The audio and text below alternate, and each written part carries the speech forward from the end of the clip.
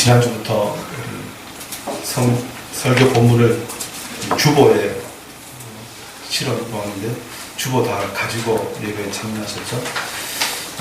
설교를 들으시면서 주보에 성경을 본문을 분석해 놓은 것을 함께 보시면서 말씀을 들으시면 좋을 것 같습니다. 우리가 마가복음을 통해서 주님께서 이 시대에 우리에게 주시기를 원하시는 복음을 다시 듣기를 원합니다. 예수께서 우리를 사랑하신다는 그 말씀을 또 들려주시고 또 우리가 그것을 듣고 다시 한번 주님 앞에서 복음에 합당한 삶을 살아가는 우리 모두가 되기를 원합니다. 지난주에 우리 마가복음 1장 1절을 통해서 하나님의 아들 예수 그리스도의 복음의 시작이라라는 말씀으로 우리가 마가복음을 열었는데요.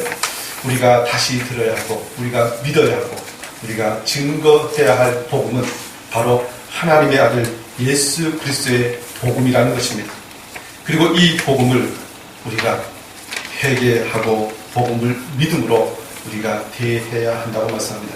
왜 그렇게 우리가 복음을 믿어야 합니까? 하나님의 나라가 가까이 왔기 때문에 그렇습니다.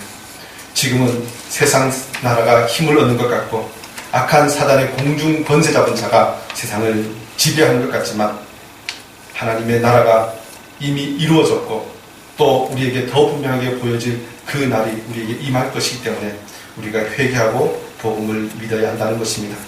오늘 읽은 마가복음 1장 16절부터 31절까지 말씀을 통해서 다시 한번 그 복음을 믿어야 하고 또 그 복음을 통하여 다시 한번 새롭게 될 인생들이 어떤 사람들인지에 대해서 우리가 배우기를 원합니다. 더 나아가서 우리도 다시 복음을 들어야 하는데요. 우리의 상태가 어떠하기에 주님께서 우리에게 복음을 다시 들으라고 또 복음을 믿으라고 말씀하시는지 오늘 본문을 통해서 다시 한번 배우기를 원합니다. 오늘 16절은 이렇게 시작합니다. 갈릴리 해변으로 지나가시다가 라고 시작합니다. 예수님께서 40일 동안 광야에서 사단에게 시험을 받으시고 그 시험을 이기십니다. 그리고 갈릴리에 오셔서 하나님 나라의 복음을 전파하시는데요. 그 복음을 전파하신 곳이 어디냐면 먼저 전파하신 곳이 갈릴리 해변이라는 것입니다. 이 갈릴리라는 동네가 어떤 동네인가에 대해서 성경은 이렇게 이야기합니다. 이사야 9장 1절 2절 보면요. 전에 고통받던 자들에게는 흑암이 없으리로다. 옛적에는 여호와께서 스불론 땅과 납달리 땅이 멸시를 당하게 하셨더니 후에는 해변 길과 요단 저쪽 이방의 갈릴리를 영화롭게 하셨느니라. 흑암에 행하던 백성이 큰 빛을 보고 사망의 그늘진 땅에 거주하던 자에게 빛이 비치도다라고 말씀합니다. 이 갈릴리 땅의 특징에 대해서 이사야가 이야기한 것입니다. 이 땅은 이 스불론과 납달리 땅입니다. 이스라엘 12지파가 이 가나안 땅을 정복하고 땅을 분배받죠. 분배받을 때 그 갈릴리 주변의 땅을 이 납달리와 스불론 지파가 분배받습니다. 그리고 이 땅은 나중에 북쪽 이스라엘과 남쪽 유다가 나누어질 때 이 북쪽 이스라엘에 속한 땅이 됩니다. 그런데 이 땅이 나중에 아수르 제국에 먼저 점령되면서 남쪽 유다만 남아있을 때 이 갈릴리 주변 땅은 그야말로 더 이상 하나님을 온전히 예배할 수 없는 이방의 땅과 같은 그런 땅이 됩니다. 그래서 이사야 선지자는 그 땅은 이방의 갈릴리라는 것입니다. 흑암에 앉은 백성들이 사는 땅, 고통받는 자들이 살던 땅, 멸시당하던 땅이 이 땅이라는 것입니다. 이 땅에 예수님께서 오셨습니다. 마태복음 4장 14절 10 이후의 말씀도 이렇게 말씀합니다. 이는 선지자 이사야를 통하여 하신 말씀을 이루려 하심이라. 일렀을 때 스불론 땅과 납달리 땅과 요단강 저편 해변길과 이방의 갈릴리여 흑암에 앉은 백성이 큰 빛을 보았고 사망의 땅과 그늘에 앉은 자들에게 빛이 비쳤도다 하였느니라. 이때부터 예수께서 비로소 전파에 이르시되 회개하라 천국이 가까이 왔느니라 하시더라. 이 이사야 선지자 말씀 그대로 이 마태복음에 기록하면서 이 예언이 성취되었다는 것입니다. 사망의 그늘진 땅에 거하던 자들, 그들이 바로 갈릴리 해변 주변에 살던 사람입니다. 심지어 이 요한복음 1장 14절에 보면요, 나다나엘이 나사렛 땅에 대해서 이렇게 이야기합니다. 나사렛에서 무슨 선한 것이 날 수 있느냐. 나사렛 땅은 선한 것이 날 수 없는 그런 땅이라는 것입니다. 왜 예수님 당시에 갈릴리 지방에 대해서 이렇게 이야기합니까? 이스라엘 백성들이 바빌론에 사로잡혀 갔다가 다시 70년 만에 예루살렘으로 돌아옵니다. 그 이후에 이 예루살렘으로 돌아왔으면 예루살렘에서 사실 살아가는 것이 그야말로 유대인들에게는 가장 이상적인 회복입니다. 그런데 이 갈릴리 땅은 예루살렘으로부터 좀 멉니다. 예루살렘 주변은 유대 지역이라고 해서 성경에서 특별히 다른 이 갈릴리 땅과 완전히 구별되는 그런 지역으로 불리는 땅입니다. 심지어 이 예수님 당시에는 유대 지역은 빌라도 총독이 다스렸고 갈릴리 지역은 이 분봉왕 헤롯이 다스리던 그런 땅입니다. 그러니까 이 갈릴리 지방에서 살던 사람은 하나님께서 온전히 주시기를 원하시는, 그의 백성에게 주시기를 원하시는 큰 은혜인, 그러면 예루살렘과 그 약속의 땅에 온전히 살지 못하고 회복되었다고 하지만 그야말로 그 약속 땅과 좀 거리가 먼, 그야말로 고향에 온전히 돌아오지 못한 사람들이 살던 땅이 이 갈릴리 지역 지역에 사는 사람들이라는 것입니다. 이 갈릴리 지역은 그런 의미에서요, 우리 인류의 모습과 사람의 모습, 이 상태와 사실 비슷합니다. 우리가 에덴 동산에서 하나님께서 주는 큰 은혜를 받고 그 땅에 살았지만 우리 조상이 범죄함으로 에덴 동산에서 쫓겨났습니다. 그리고 그 고향에 온전히 돌아가지 못하는 모습이 인간의 모습인데요, 갈릴리 사람들이 그런 땅에 살고 있었다는 것입니다. 그곳의 삶을 위하여 오늘 묘사한 흑암에 앉은 백성과 같은 모습이 이 갈릴리 주변에 살고 있는 사람들이 있었습니다. 예수님께서 태어나실 때의 역사에서도 요셉이 베들레헴 다윗의 자손이기 때문에 이 호구 조사할 때마다 그 먼 길을 가서 굳이 베들레헴에서 이 호구 조사를 하고 또 다시 나사렛으로 돌아가는 일들이 성경에 기록되어 있는데요, 그런 땅이 바로 이 갈릴리 주변에 있는 사람들이라는 것입니다. 이 땅에 주님께서 오셔서 그의 백성들에게 복음을 전하시고 그들을 하나님 백성 삼기를 원하셨다는 것입니다. 오늘 말씀 보면요, 이 갈릴리 해변에서 세 부류의 사람들을 주님께서 만나십니다. 그리고 그들에게 복음을 전하시고 또 그 복음을 통하여 하나님의 백성으로 삼으시는데, 그 첫 번째 부류의 사람들은 바로 베드로와 그의 형제, 또 안드레와 그의 형제인 바로 고기 잡던 어부들이라고 할 수 있습니다. 오늘 16절에 이렇게 말씀하죠. 시몬과 그 형제 안드레가 바다에서 그물 던지는 것을 보시니 그들은 어부라. 어부들입니다. 19절에도 보면 가시다가 조금 더 보시니 세베대의 아들 야고보와 그 형제 요한을 그들도 배에 있어 그물을 깁는데라는 표현을 보면요, 이들이 어부입니다. 이 말씀이 동일하게 누가복음 5장에도 기록되어 있습니다.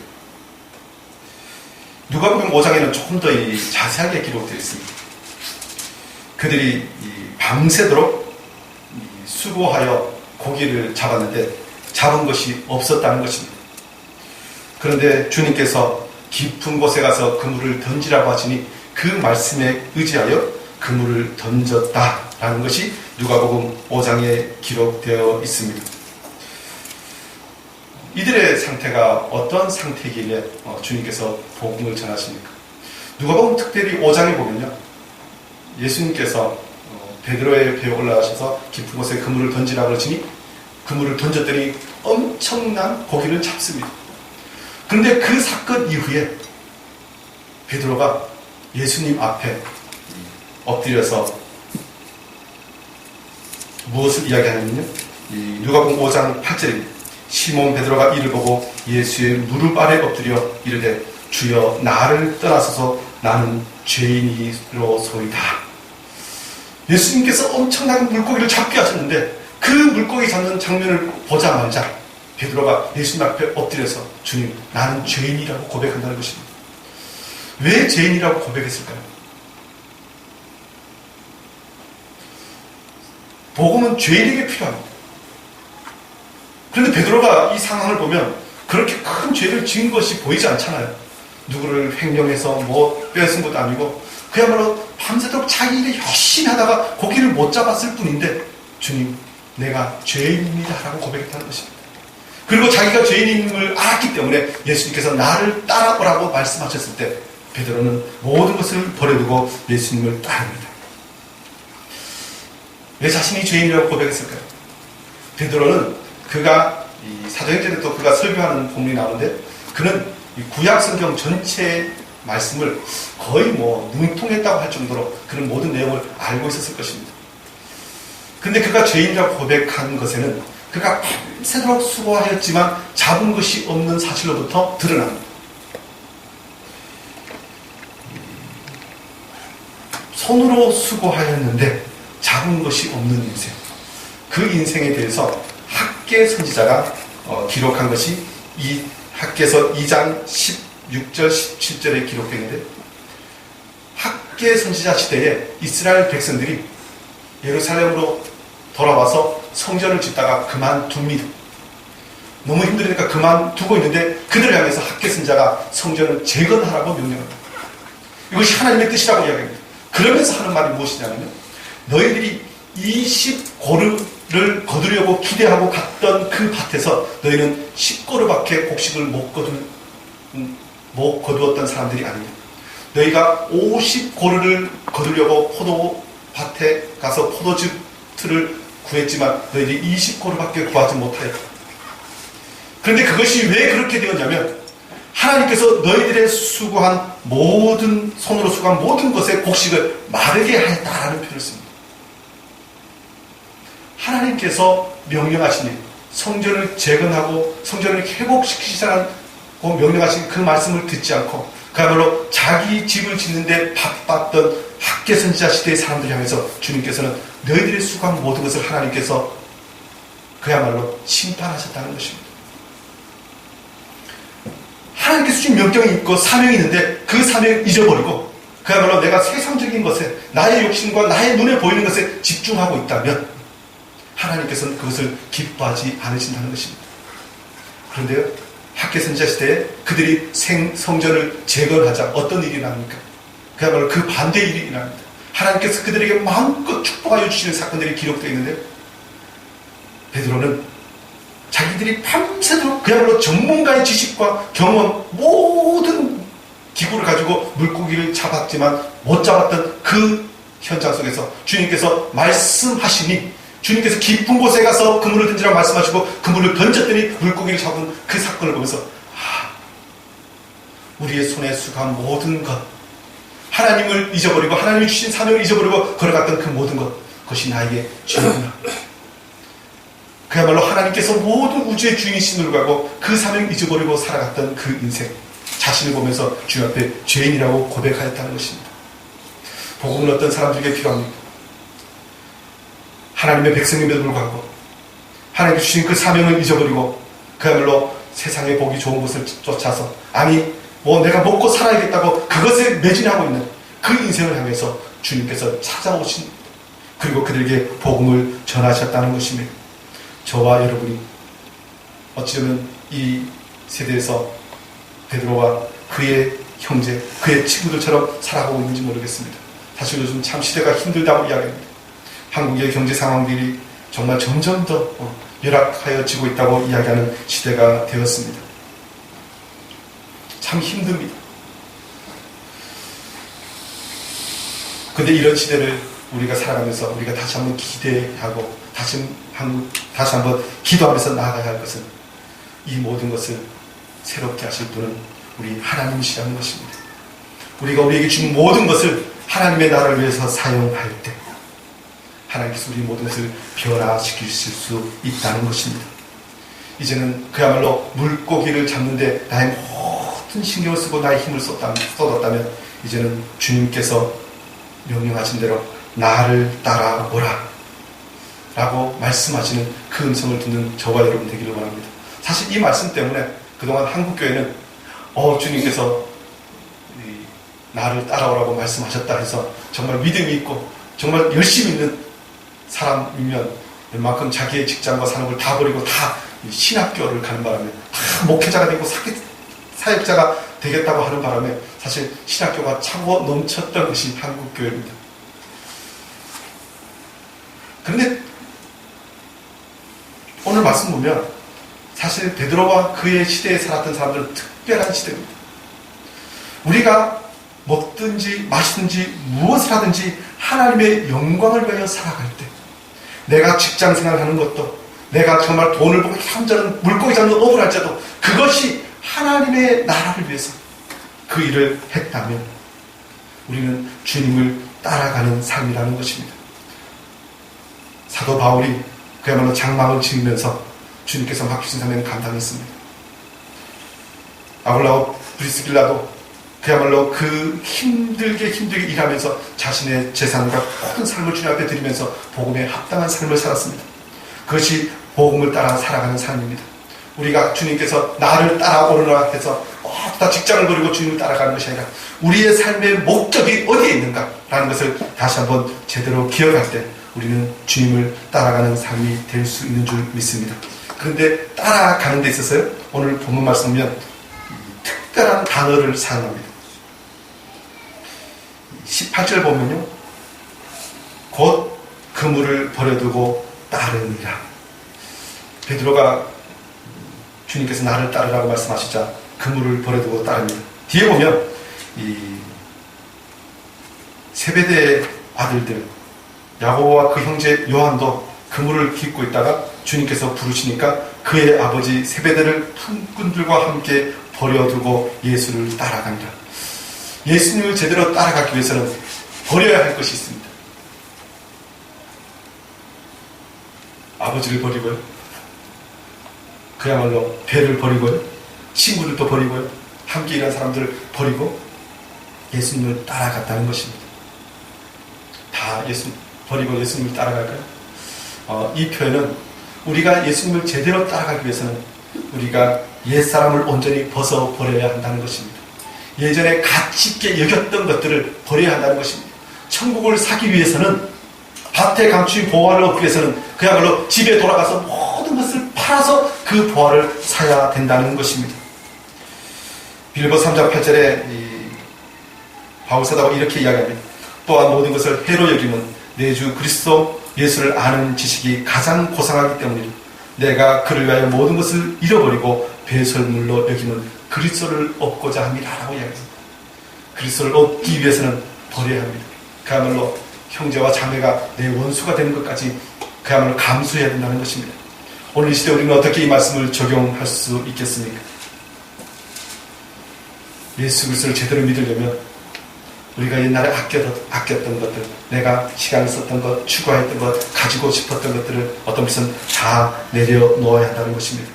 복음을 전하고 또 그에 합당한 삶을 살아가기 위해서 끊임없이 우리는 옛사람을 벗어버려야 한다는 것입니다. 특별히 오늘 이 본 말씀은요, 복음을 믿는다는 의미가 무엇인가에 대해서 다시 한번 우리에게 확실하게 가르쳐 줍니다. 복음을 믿는다는 것은 실제적인 회개와 삶의 변화를 요구합니다. 회개하고 복음을 믿으라는 것입니다.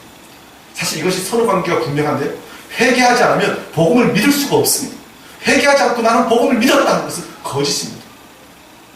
저와 여러분이 복음을 믿었다는 것은 바로 세상의 헛된 가치관을 쫓아갔던 것을 온전히 회개하고 다시 한번 주님께서 주시는 온전한 것을 쫓아가는 것, 영원한 천국을 건설하는 것, 그것이 진정한 예수 그리스도의 복음을 믿는 모습이라는 것입니다. 특별히 오늘 이 시대는 주님께서 주시길 원하시는 풍성한 주님의 은혜를 어떤 부분에서는 많이 잊어버리는 세대라고 할 수 있습니다. 이스라엘 백성들이 하나님께서 적과 꿀이 흐르는 땅을 주시고 모든 기업을 분배해 주시고 그 모든 것을 아름답게 살게 하셨지만 그들은 그것을 온전히 누리지 못했습니다. 오늘 이 시대 우리가 신앙생활하면서 하나님 백성이라고 하지만 그는 밤새도록 수고해서 힘을 써도 고기를 잡지 못했던 이 제자들처럼 어떤 분에서는 영적인 부요함, 하나님의 은혜, 그 사랑을 온전히 누리고 있지 못하다면, 더 나아가서 우리가 주님께서 주신 그 사명을 따라 온전히 살아가지 못한다면, 다시 한번 우리가 복음을 듣고 회개하고 주님의 백성들께 살아가는 저와 여러분 되기를 원합니다. 더 나아가서 오늘 이 복음을 듣고 믿어야 할 사람들에 대해서 두 번째 21절 말씀 보면요, 그들이 가버나움에 들어가니라 예수께서 곧 안식일에 회당에 들어가 가르치시매라고 말씀합니다. 예수님께서 이제 회당에 들어가십니다. 이 회당은 이스라엘 백성들이 특별히 예루살렘 성전에서 예배해야 되는데, 바벨론 포로 이후에 그야말로 전 세계 디아스포라로 흩어집니다. 그러니까 매번 이 성전에 갈 수 없으니까 자신들이 살고 있던 지역마다 이 회당을 세워놓고 그 회당에 모여서 안식일마다 성경 말씀을 읽고 또 그곳에서 가르침을 받고 그것에서 삶을 나누던 곳이 회당입니다. 이 회당이 예수님 당시에 있었는데, 우리가 이 시대의 교회가 어떤 분에서는 이 성전과 회당이 아주 절묘하게 더하여져서 생긴 것이 교회라고 할 수 있을 정도로 이 회당은 교회 이 활동의 원형, 원래적인 모습과 같은 그런 곳이라고 할 수 있습니다. 이곳에서 주로 행하던 것이 말씀을 읽고 가르치던 것인데, 예수님께서도 누가복음 4장 16절 보면 예수께서 그 자라나신 곳 나사렛에 이르사 안식일에 늘 하시던 대로 회당에 들어가서 성경을 읽으려고 서심해라고 말씀 보면요, 예수님께서도 이 안식일마다 회당에 가서도 늘 이렇게 성경을 읽으시던 것을 예수님께서 주로 하셨던 것 같습니다. 그리고 예수님 당시에도 예수님께서 회당장 뭐 이런 표현도 있고요, 그리고 회당에 가서 말씀을 가르치셨고, 더 나아가서 이 사도행전을 보면 사도 바울이 이 복음을 전하러 가는 지역마다 이 회당에 가서 먼저 복음을 전하였음에 대해서 이 성경이 우리에게 가르쳐 줍니다. 이 회당은 그야말로 말씀이 풍성한 곳이라고 할 수 있습니다. 그리고 예수님께서 그 풍성한 곳에서 말씀을 가르치십니다. 그런데 그곳에 어떤 사람이 있었냐면 23절 보면 마침 그들의 회당에 더러운 귀신 들린 사람이 있어 소리질러 이르되라고 말씀합니다. 회당은 하나님의 말씀이 있는 곳인데 그곳에 더러운 귀신이 있었다는 것입니다. 귀신에 대해서는 명칭도 보면 더러운 귀신. 어떻길래 지저분해서 더러운 귀신이라고 했을까요? 이 더러운이라는 단어는요, 특별히 불결한이라는 단어와 함께 하나님의 거룩하심과 어울리지 않는, 그야말로 반대되는 단어라고 할 수 있습니다.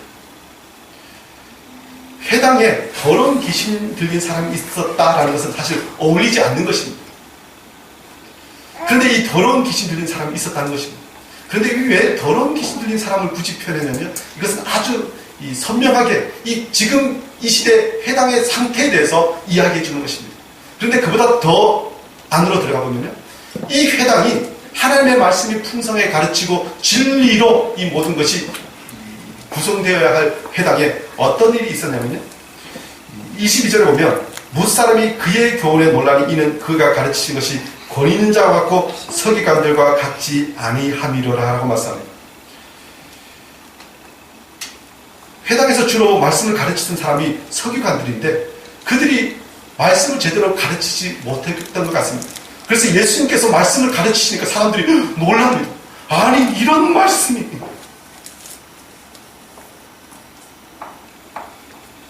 그 말씀을 보면 바로 서기관들이 가르치던 이 당시의 회당에서는 하나님의 진리의 말씀이 제대로 가르쳐지지 않았다는 것입니다. 특별히 서기관들과 바리새인들은 예수님께서 이 당시에 질책하셨죠. 그들에 대해서 어떻게 말씀하십니까? 마태복음 23장 23절 보면 이렇게 말씀합니다. 화일지진저 외식하는 서기관들과 바리새인들이여, 너희가 박하와 해안과 근처의 11조는 들이되 율법에 더 중한 바 정의와 긍휼과 믿음은 버렸도다. 그러나 이것도 행하고 저것도 버리지 말아야 할지니라. 그들이 하나님의 말씀을 가르쳤지만 그의 말씀대로 살지 못하고 있는 자들이 바로 서기관과 바리새인들입니다. 사실 이 서기관과 바리새인들의 모습과 이 더러운 귀신 들린 사람의 모습과 다르지 않습니다. 왜 다르지 않습니까? 겉모습은 회당에 나와 있습니다. 귀신 들린 사람이. 근데 그의 본질은 누구에게 사로잡혀 있죠? 하나님의 말씀에 사로잡혀 있지 않고 귀신에 사로잡혀 있습니다. 겉은 회당에 있지만 그의 삶을 주관하고 있는 것은 귀신이라는 것입니다.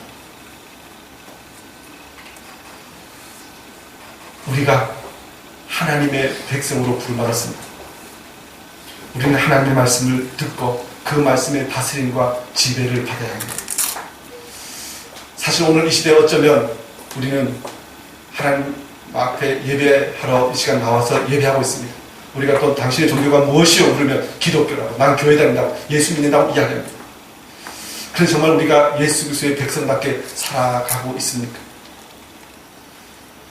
정말 하나님의 말씀의 다스림을 받으면서 살아야 하는데 우리가 귀를 기울이고 우리의 마음이 더 쓰이고 우리가 더 어떤 부분에서 무릎 꿇고 있는 권위는 어디에 있습니까? 저와 여러분이 다시 한번 오늘 우리의 모습이 서기관과 바리새인과 같은 모습이 아닌지 다시 한번 살펴보기를 원합니다. 특별히 이것을 아주 극단적으로 보여주는 것이 귀신 들린 자의 모습인데 오늘 이 시대는 어떤 분에서는 귀신 들린 사람들이 별로 보이지 않습니다. 옛날에는 제가 어린 시절만 해도 가끔 교회에 귀신 들린 사람들이 와서 그들에게 기도하고 막 고치고 하는 그런 역사들을 본 적이 있습니다. 근데 요즘 교회에는 없어요. 정말 없어서 없을까요? 제가 먼저 말씀드리면 귀신 들린 사람을 교회에 데리고 와봐야 고쳐주는 사람이 없으니까 안 들어오는 것 같습니다. 이게 통계적으로 보면요, 얼마 전에 뉴스에 제가 봤는데 교황청에서 한 단체를 허가해주고 그것을 공식화시켰다는 것입니다. 그 단체 이름이 뭐냐면요, 테마교육협회라는 것입니다. 테마가 뭔지 아십니까? 귀신을 쫓아내는 것입니다. 근데 이걸 교황청에서 인정해줬다는 것입니다. 그리고 교황청 아래에서 테마 교육 프로그램을 실시하겠다고 지난 주간 뉴스에 봤습니다. 근데 왜 그러냐고 그랬더니만 교황청에서 발표가 점점 더 이 일에 대해서 요구하는 사람들이 많아지기 때문에 하고 있다는 것입니다. 테마를 그들이 귀신 쫓아내고 정을 쫓아냅니까? 아닙니다.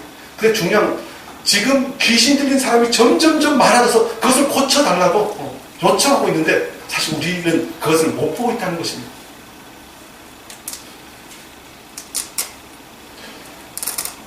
오늘 이 시대에 우리는 다시 한번 기억해야 됩니다. 복음을 들어야 할 사람들은 서기관과 바리새인과 같은 사람, 귀신 들린 사람과 같은 사람, 하나님의 다스림과 하나님의 말씀을 지배를 받아야 하는데 그렇지 못한 사람들이 복음을 들어야 합니다. 그리고 이 복음을 들어야 할 사람이 예수 앞에 나오면 복음을 듣고 새로워질 수 있다는 것입니다. 귀신 들린 사람이 무엇을 이야기합니까? 28절 보면요, 마침 그들의 해당에 더러운 귀신 들린 사람이 있어 소리 질러 있는데 24절 보면 나사렛 예수 우리가 당신과 무슨 상관이 있나이까? 우리를 멸하러 왔나이까? 나는 당신이 누구인 줄 아노니 하나님의 거룩한 자입니다. 귀신이 예수님을 더 잘 알아요. 그리고 그야말로 제자들과 이 주변 사람들은 예수님이 정작 누구신지 모르는데 귀신은 예수님을 안다는 것입니다. 그러면 우리의 인간적인 생각은 이야, 사람들은 몰라주는데 귀신이 알아주는구나, 계속 얘기해라, 그럴지도 모르는데 예수님께서 어떻게 하셨습니까? 꾸짖어서 이르시되 잠잠하라, 잠잠하라라고 말씀하셨습니다. 예수 그리스도의 복음의 진리에서 선포되는 말씀이 아닌 것이 그야말로 사단의 입을 통해서 전해지는데 주님께서 그것을 제어하셨다는 것입니다. 그리고 그 사람에게서 나오라는 것입니다. 사실 세상이 가끔 예수님을 인정할 때가 있습니다. 그런데 오늘 말씀을 비춰보면 세상이 인정하고 세상이 예수님에 대해서 그야말로 하나님의 진리의 말씀을 그거 하지 않고 그냥 세상적인 것으로 해서 예수 그리스도를 선포한다면, 사단이 그 뒤에서 사주에서 예수 그리스도에 대해서 이야기한다면 우리는 그것을 그야말로 꾸짖어야 한다는 것입니다. 야고보서 2장 19절 보면요, 내가 하나님은 한 분이신 줄을 믿느냐 잘하는도다 귀신들도 믿고 떠느니라 하고 그래요. 귀신들이 하나님 밑에서 저달을 합니다. 그런데 그것은 복음이 아니라는 것입니다. 우리는 분명히 구별해야 돼요. 지금 미혹하는 많은 거짓 선지자들이 예수 그리스도가 그야말로 자신인 것처럼 이야기하면서 사람들을 미혹합니다. 그런데 우리가 다시 한번 정신을 바짝 차려야 할 것은요, 세상이 하는 그야말로 귀신에 들린 자가 하는 이야기들은 우리가 전하는 복음과 다릅니다. 그것에 대해서 야고보서 2장 20절은 다시 한번 이렇게 얘기해요. 허탄한 사람아, 행함이 없는 믿음이 헛것인 줄 알지 못하는 것. 예수 그리스도의 진리의 복음은 행함이 있는 복음이라는 것입니다. 그런데 사단이 거짓의 선지자들, 더 나아가서 귀신 들린 사람이 하는 그 모든 것은 행함이 없는 것입니다. 결국 그것을 통하여 예수 그리스도의 복음을 미혹되게 하는 것이 그들의 목적이라는 것입니다.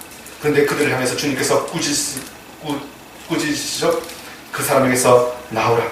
그래서 21절 말씀에 더러운 귀신이 그 사람에서 경련을 일으키고 큰 소리를 지르며 나오는지라. 예수 그리스도의 복음이 전하여지면 귀신에 결박당하였던 자가 해방되고 자유롭게 된다는 것입니다. 마귀의 올무에 묶여져 있던 자들이 풀려지게 된다는 것입니다. 오늘 시대 저와 여러분이 주님께서 주신 이 능력과 은혜를 받기를 원합니다. 그런데 이것은 나의 힘, 나의 능력이 아니라 예수 그리스도의 복음의 능력, 예수 그리스도의 그 이름의 능력임을 다시 한번 기억하기를 원합니다. 사실 그동안 한국교회가 저번 주에 말씀드렸지만 그야말로 잘못한 것 중에 하나가요, 귀신을 쫓아내고 병자를 고치는 것을 꼭 어떤 그야말로 은사받은 능력자가, 사역자가, 목회자가 하는 것처럼 이야기하면서 많은 사람들을 자기를 경배하게 만들었습니다. 그런데 예수 그리스도의 이름이 귀신을 쫓아내는 것이고 능력이 있는 것입니다. 우리는 다만 그것을 전할 뿐입니다. 그런데 놀라운 것은 우리가 연약하지만, 비록 어린아이라 할지라도 예수 그리스도의 이름으로 귀신을 명하고 쫓아내면 그 귀신이 예수 그리스도의 이름 때문에 쫓겨난다는 것입니다. 저와 여러분이 오늘 시대 정말 주님의 복음을 듣고 믿음으로 귀신을 쫓아내는, 귀신을 명하려 갇힌 자를 자유롭게 하는 그 능력을 주님께로부터 받고 또 그 능력을 맛보기를 원합니다. 사실 저가 목회자지만 예전에 귀신 들린 사람을 이렇게 누군가 데려와서 기도 좀 해달라고 그러면 제가 전도사 할 때는요, 저도 좀 무서워서 이게 기도했는데 안 나가면 어떡하지? 사실 어떤 일을 만나면 두렵습니다. 그런데 우리가 믿고 의지해야 될 것은 예수 그리스도의 이름입니다. 우리를 위해 십자가를 지시고 우리를 위하여 부활하신 그 이름의 능력을 믿고 우리가 선포할 때 그 어떤 귀신도 쫓아낼 수 있는 줄 믿습니다. 더 나아가서 오늘 이 귀신을 쫓아낸 후에 어떤 일이 있습니까? 27절 28절 말씀 보면 다 놀라 서로 물어 이르되 이는 어찌되냐 권위 있는 새 교훈이거든 더러운 귀신들에게 명한즉 순종한도다 하더라 라고 말씀합니다. 특별히 순종하는 단어가 중요합니다. 귀신 들린 자는 누구에게 순종합니까? 귀신에게 순종합니다. 그런데 그리스도의 사람들은, 복음을 들은 사람은 누구에게 순종합니까? 예수 그리스도에게 순종합니다. 오늘 시대에 우리는 다시 한번 우리는 예수 그리스도에게 순종하기를 원합니다. 특별히 예수 그리스도에 순종한다는 것이 어떤 의미가 있습니까? 귀신 들린 것과 정반대에 있는 모습은 어떤 모습이겠습니까? 성경에는 그것을 성령에 충만한 사람이라고 부르습니다. 나는 귀신에 들리지 않았어 라고 이야기하고 성령에 충만하지 않으면, 성령에 사로잡히지 않으면, 예수 그리스도의 손에 사로잡히지 않으면 어떤 모습이 됩니까? 성경에는 귀신을 쫓아내어 주었는데 그 집이 소재되고 비어있으면, 예수 그리스도를 모시지 않고 성령에 충만하지 않으면 조금 있다가 그 소재된 곳에 그야말로 더 악한 귀신 7 친구를 데려와서 그곳을 점령한다는 것입니다. 우리가 성령 충만하지 않으면 사단은 끊임없이 우리를 사로잡으려고 온다는 것입니다. 그러므로 우리가 성령의 충만함으로 하나님의 말씀에 온전히 순종함으로 주님의 복음에 합당한 삶을 살기를 원합니다. 그리고 우리가 그렇게 살아갈 때 어떤 역사가 있습니까? 예수의 소문이 곧 온 갈릴리 사방에 퍼지더라. 저와 여러분이 말씀에 온전히 순종할 때, 예수 그리스도의 사람답게 살아갈 때 예수의 소문이 퍼지게 될 것입니다. 사람의 소문이 아닙니다. 예수의 소문입니다. 사실 우리 한강방석교회 여러분을 통하여 하나님의 은혜와 하나님 나라 영광이 우리 가운데 임하였다는 것이 세상에 들려지기를 원합니다. 어느 누구, 교회 이름, 목사의 이름, 어떤 사역자 이름이 아니라 예수의 소문이 퍼지는 것, 그것이 진정한 복음의 역사임을 다시 한번 기억하기를 원합니다. 더 나아가서 복음을 듣고 믿어야 할 사람들이 등장하는데, 오늘 29절부터 31절까지 말씀 보면 바로 해당에서 나와 곧 야고보와 요한과 함께 시몬과 안드레의 집에 들어가시니 시몬의 장모가 열병으로 누워있는지라. 이 시몬은 베드로입니다. 시몬 베드로가 베드로의 집에 예수님께서 가셨는데 그 시몬 베드로의 집에 장모가 열병으로 누워 있었다는 것입니다. 영적으로 악한 귀신에 사로잡혀 있던 사람과 비교되게 또 질병으로 누워 있는 사람, 그 사람이 예수 그리스도의 복음을 듣고 믿어서 새롭게 되어야 합니다. 특별히 성경에 많은 병들이 나오죠. 이 병이 왜 생겼는가에 대해서 이 창세기부터 보면 결국은 인간의 죄 때문에 그렇습니다. 특별히 이 질병은 무엇과 연결됩니까? 질병은 바로 죽음, 사망 바로 전 단계에 있는 모습을 질병과 병으로 표현합니다. 그리고 죄를 범하였기 때문에 그야말로 인생이 병들고 결국 죽음에 이르게 됩니다.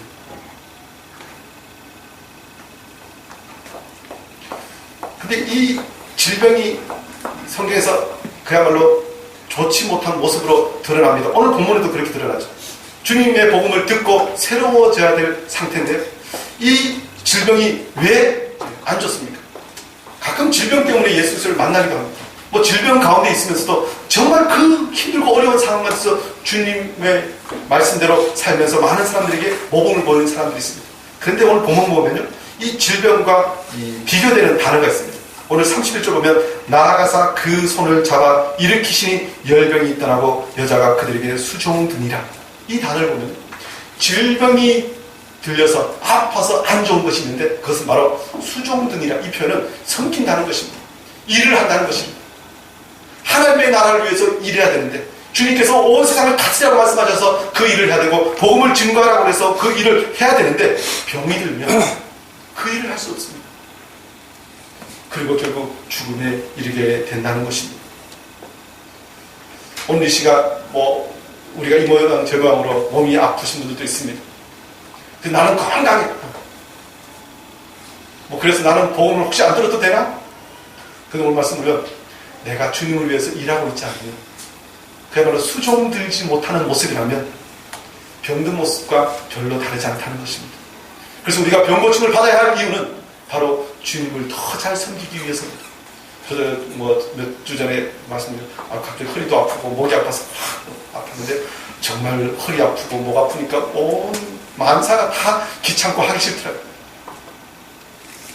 그런데 다시 열심히 좀 운동하니까 조금 치료받고 그러니까 이제 거의 다 나아졌습니다. 그래서 지금 마음으로 뭔가를 또 할 수 있을 것 같습니다. 그렇습니다. 우리가 치료받고 새로워져야 되고 강건해야 되는 것은 다시 한번 주님 맡겨준 삶을 감당해야 되기 때문에 그렇습니다. 주님께서 우리를 들어서 사용하시기 위해서 우리를 건강하게 하실 것입니다. 이것을 믿고 기도하는 저와 여러분 되기를 원합니다. 혹시 주님께서 우리에게 질병을 사도 바울처럼 정말 간구하여도 없애지 않는 혹시 질병을 가지고 있다면 주님께서 이것을 위해 내가 더 주님께 가까이 하고 나를 더 강건하게 하시기 위해서 이 질병을 주신 줄 알고 끝까지 기도함으로 주님께 더 가까이 나아가는 그런 예도 있습니다만 할 수만 있으면 우리가 고침받고 나음받아서 주님 앞에 맡겨진 사명 감당하며 나아가기를 원합니다. 오늘 말씀 다시 한번 보면요, 이 30 보면 시몬의 장모가 열병으로 누워있는지라. 특별히 이 열병은 갈릴리 지역에서는 뭐 호수가 있고 바다라고 그러죠. 거기서 그래서 보통 성경학자들이 이야기하기를 이건 말라리아일 것이다 뭐 이렇게 이야기합니다. 중요한 건 이 열병이 심해지면 죽음에 이를 수도 있다는 것입니다. 그리고 이 열병으로 누워있는 사람을 위해서 이 사람들이 곧 여자에 대해서 예수께 여짜온대라는 표현이 있는데, 이 누가복음에는 시몬의 장모가 중한 열병을 앓고 있는지라 사람들이 그를 위하여 예수께 구하니라는 표현이었어요. 시몬의 장모가 누워있는데 그 장모를 위해서 예수께 사람들이 구했다는 것입니다. 저 사람을 고쳐주시옵소서. 그동안 시몬의 장모가 참 이 많은 사람들에게 그야말로 이 사랑을 받았던 것 같습니다. 그리고 그가 고침받는 것이 모든 사람들에게 기도의 제목이었던 것 같습니다. 오늘 내가 내지는 뭐 옆에 사람이 정말 아픔으로 있을 때 우리가 이 사람들처럼 예수 그리스도께 기도하고 주님 앞에 간구하는 그런 일이 있기를 원합니다. 특별히 성경에 보면요, 너희 중에 병든 자가 있느냐, 그는 교회 장로들을 청할 것이요 그들은 주의 이름으로 기름을 바르며 그를 위하여 기도할지니라. 우리가 우리 자신의 병 고침을 위해서 기도할 뿐만 아니라 우리 이웃과 형제와 자매와 이웃 다른 사람의 병 고침을 위해서도 주님께 기도하며 나아갈 때 주님께서 우리의 모든 질병을 고쳐주시는 데서 성경은 말씀하고 있습니다. 저와 여러분이 우리의 모든 연약함을 주님 앞에 기도하고 또 나음 받기를 원합니다. 이 강구를 들으시고 31절 말씀 보면 나아가사 그 손을 잡아 일으키시니, 예수님께서 병을 고치실 때 어떤 때는 내가 고침을 받았느니라 하고 말씀으로만 끝내실 때가 있었는데, 오늘 이 본문에서는 그 손을 잡아 일으키셨다는 것입니다. 그에게 믿음을 더하여 주시기 위해서, 그의 연약함을 담당하시기 위해서 그의 손을 잡아 일으키셨습니다. 우리가 다른 사람을 위해서 기도할 때, 다른 사람의 마음을 쓸 때, 그들을 고칠 때 때로는 그를 위해서 손을 잡아 일으키는 역사, 내 가진 것을 그 사람을 위해서 나눠주며 그들을 위하여 시간을 쓰고 헌신하고 그를 위해서 힘을 쓰는 것들, 이런 것들이 함께 나아갈 때 그 열병이 고침받고 나음받고 더 나아가서 주님을 위하여 일할 수 있는 줄 믿습니다. 그가 열병이 떠나고 여자가 그들에게 수종드니라. 주님께서 고쳐주신 이유는 수종들라고, 주님의 나라의 일을 하라고 그를 고쳐주신다는 것입니다. 이 복음서에 보면요, 누가복음 8장에 보면 예수님께서 그야말로 십자가에 달리시고 부활하신 이유까지 끊임없이 주님을 위하여 이런저런 것으로 섬기고 주님에서 봉사했던 사람들이 나옵니다. 자기의 소유를 들여서 자기의 마음을 다해서 주님을 섬겼던 모습들이 성경에 기록되어 있습니다. 우리가 복음을 듣고 고침받고 새롭게 된 이후에 이렇게 이 시몬의 장로처럼 또 성경에 등장한 많은 여인처럼 많은 믿음의 사람들처럼 고침받은 사람처럼 복음에 합당하게 살며 주님을 섬기는 복된 인생 되기를 원합니다. 저와 여러분이 이 시간 이 말씀을 따라서 다시 한번 복음을 듣고 그 복음을 믿고 또 새로워져서 고침받아서 진정한 예수 그리스도의 사람으로 세워지고 또 주님 맡긴 사명 감당으로 많은 사람들을 주님 앞에 돌아오게 하는 진정한 복음의 사람들이 되시기를 주의 이름으로 축원합니다. 기도하겠습니다. 주님, 우리가 베드로와